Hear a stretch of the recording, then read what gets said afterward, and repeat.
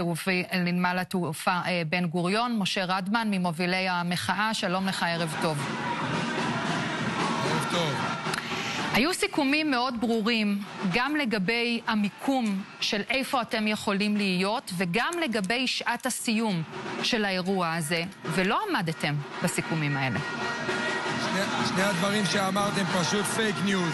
פייק, אוקיי. הסיכום היה על טרמינל 3, היום בבוקר סוכם מחדש על טרמינל 3. להיכנס בצורה כזאת? לא, סוכם שאנחנו נעמוד מחוץ לטרמינל 3. זה שהמשטרה מונעת ממפגינים, בלי מגפונים, בלי כלום, להיכנס לשירותים, זה דבר לא תקין.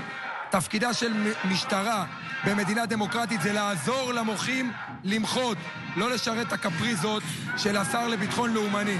לא, רגע, אבל משה רדמן, כל האלפים שנכנסו לטרמינל זה כי לא אפשרו להם להיכנס לשירותים? לא הבנתי.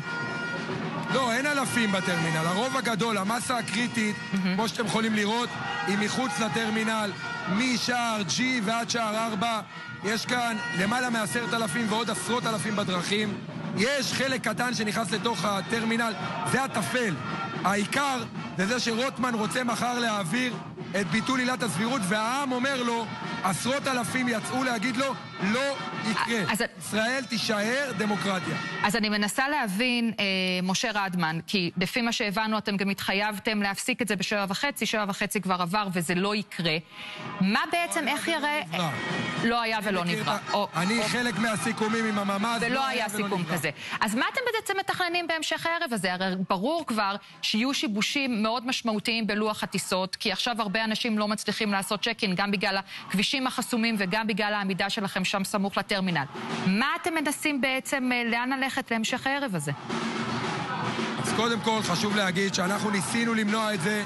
שרת התחבורה לא רצתה לתגבר רכבות כדי לייצר כאוס. את יכולה לראות פה לידי, אנשים כן מגיעים לטיסות יוצאות, ואנחנו נעשה הכל כשאנשים לא ייפגעו, כי המטרה שלנו זה חס ושלום לא לפגוע באזרחים. אבל ברור לך שהם נפגעים, הרדמן. טורללת הזו. אבל לא, אבל... וכל דבר שנעשה, גם שגנדי עשה מצעד לקחת מלח מהים לפני 90 שנה, אנשים נפגעו, אין מה לעשות, אבל פרופורציונלית, גודל ההרס שהממשלה הזו עושה אל מול הנזק שיגרם אולי לכמה מאות אנשים, אין פה בכלל פרופורציה. אז רק תגיד לי, עוד כמה שעות אתם מתכוונים להמשיך ולהפגין במתכונת הזאת?